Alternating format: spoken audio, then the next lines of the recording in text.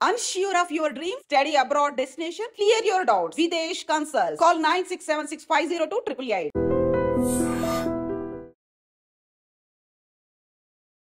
Hi hello నమస్తే welcome back to iDream Media. ఈరోజు మనతో ఉన్నారు సర్టిఫైడ్ ఫైనాన్షియల్ ప్లానర్ అయిన అనిల్ కుమార్ బచ్చు గారు.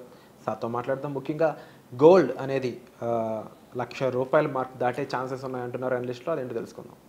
Hi sir.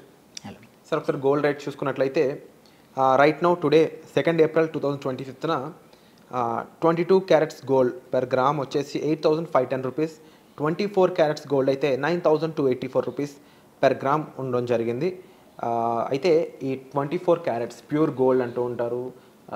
ఇది 1 lakh మార్క్ని టచ్ అయ్యే ఛాన్స్ ఉంది. 10 grams వాల్యూ అనేది అనలిస్టుల మాట.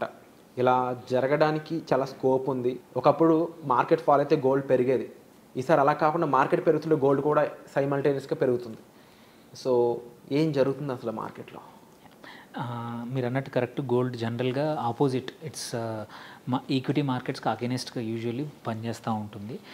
హెడ్జ్ లాగా అనుకోండి, ఆర్ సేఫ్టీ యాసెట్ అవుతుంది. ఎప్పుడైనా సరే మార్కెట్స్ పడిపోయినప్పుడు అందరూ గోల్డ్ వైపు వస్తూ ఉంటారు. ఇప్పుడు చాలా మటుకి లాస్ట్ ఫ్యూ ఇయర్స్లో, ఎస్పెషల్లీ లాస్ట్ ఇయర్, అంతకుముందు ఇయర్ కూడా గోల్డ్ 30% 40% కూడా గ్రో అయింది. రీజన్స్ ప్లెంటీ ఉన్నాయి. ఇన్ఫ్లేషన్ ఒకటి, ఆబ్వియస్లీ ఇన్ఫ్లేషన్ వల్ల ప్రజలు అంటే ఏమంటారు, మనం ఇన్వెస్టర్స్ కూడా ఏంటంటే మనము వాల్యూ కాపాడుకోవడానికి ఇట్లాంటి gold is a inflation proof asset అని మనం అనుకుంటాం. అందుకే అదొక మేజర్ రీజన్.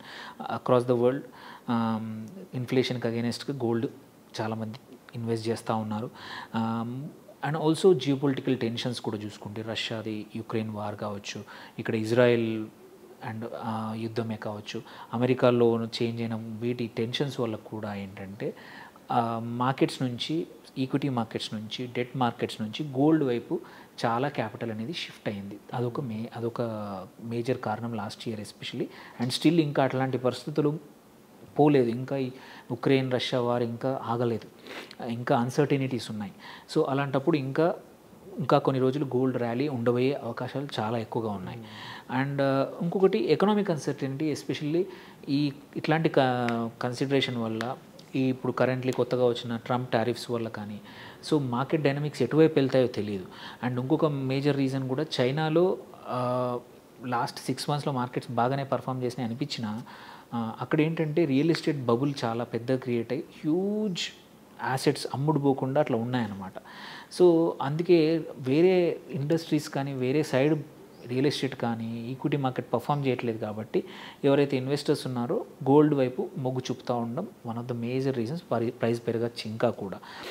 దాంతోపాటు అన్యూజువల్ రీజన్ ఏంటంటే, సెంట్రల్ బ్యాంక్స్ వాళ్ళు వెదర్ ఇండియన్ సెంట్రల్ బ్యాంకే కాకుండా అన్ని అక్రాస్ ద వరల్డ్ చాలా కంట్రీస్ యొక్క సెంట్రల్ బ్యాంక్స్ కూడా గోల్డ్ని పెంచుకుంటున్నాయి రిజర్వ్స్లో.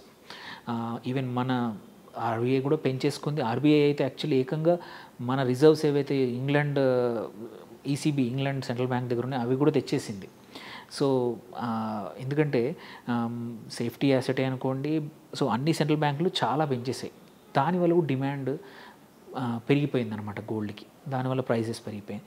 అండ్ ఇంకొకటి మన కేసులో, ఇండియన్ కేసులో యూఎస్ డాలర్ ప్రైజింగ్ కూడా మన మధ్యలో, especially except last few days తప్పించి, మనము లాస్ట్ ఫ్యూ మంత్స్ మన కరెన్సీ యూఎస్ డాలర్కి అగైన్స్ కరెక్షన్ అయిపోయింది. బికాజ్ మనం ఇంపోర్ట్ చేసుకునేదే బయట నుంచి గోల్డ్.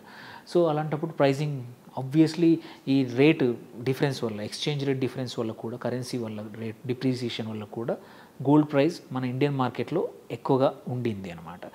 అండ్ దీంతోపాటు డిమాండ్ అండ్ సప్లై కూడా, బికాజ్ డిమాండ్ కూడా పెరిగిపోయింది. ఎస్పెషల్లీ కన్సిడరింగ్ మనం వెడ్డింగ్ సీజనే కానీ, పండుగల సీజన్ అప్పుడు గోల్డ్ కొనే అలవాటు ఉన్నది. కాబట్టి ఇంకా స్టిల్ పెళ్ళిళ్ళ సీజన్ రాబోతోంది. ఇంకా పెరగడమే తప్ప తగ్గే అవకాశాలు అయితే ఇప్పటికీ కనబడలేవు.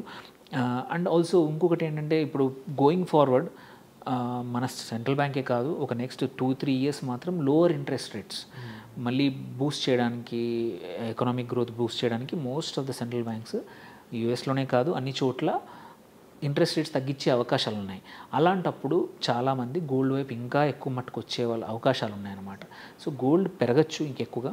కాకపోతే ఏంటంటే మనము ఇలాంటి సిచ్యువేషనే ఒక 15 years బ్యాక్ కూడా వచ్చినప్పుడు ఫస్ట్ కొన్ని సంవత్సరాలు అన్కంట్రోల్ మనం చూస్తే గోల్డ్ ఇప్పుడు లాస్ట్ 3-4 years వండర్ఫుల్ రిటర్న్స్ ఇచ్చింది.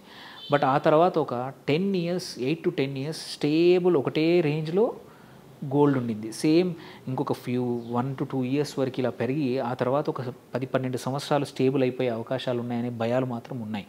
సో గోల్డ్ ఇప్పటికైతే కొనొచ్చు.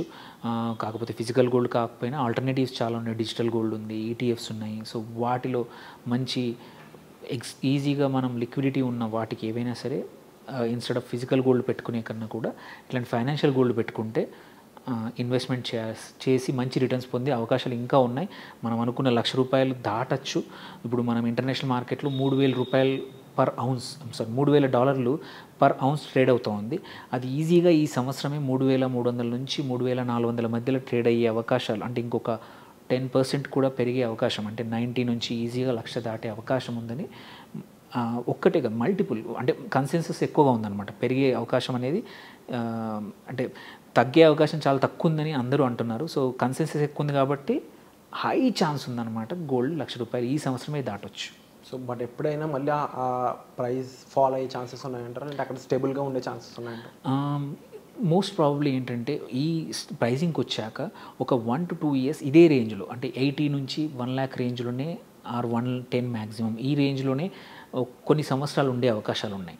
సో అందుకోసమే ఏంటంటే మన జనరల్గా ఇన్వెస్టర్ సైకాలజీ ఏంటంటే ఇది పెరుగుతుంది కదా అని మొత్తం తీసుకెళ్ళి ఒక దాంట్లో ఒకే వైపు ఇన్వెస్ట్ చేసే అంటే చాలామంది తప్పు చేస్తారనమాట. ఏది అయినా సరే 20% మన పోర్ట్ఫోలియో బిల్డ్ చేసుకోవాలి.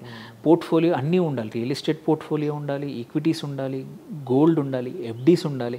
So you need to have diversified portfolio ఉంటే ఏంటంటే ఒక్కటి కరెక్టేనా, లైక్ ఎగ్జాంపుల్ మీ పోర్ట్ఫోలియో ₹100 ఉండి ఈక్విటీ మార్కెట్స్ ₹25 ఉన్నాయి అనుకుందాం, 25% బెటర్. మొన్న మార్కెట్ 10% పడ్డా నీ ₹25 2.5 అంటే ఎంత అయ్యేది, 22.5 అయ్యేది. On the whole let's say మీకు వేరే యాసెట్స్ కూడా మీ 100లో ఉండుంటే మీ పోర్ట్ఫోలియో 100 కన్నా తక్కువ అయ్యే అవకాశం లేదు. ఈవెన్ 20% అయినా 5 పడుతుంది. సో అందుకే పోర్ట్ఫోలియో డైవర్సిఫికేషన్ వెరీ ఇంపార్టెంట్.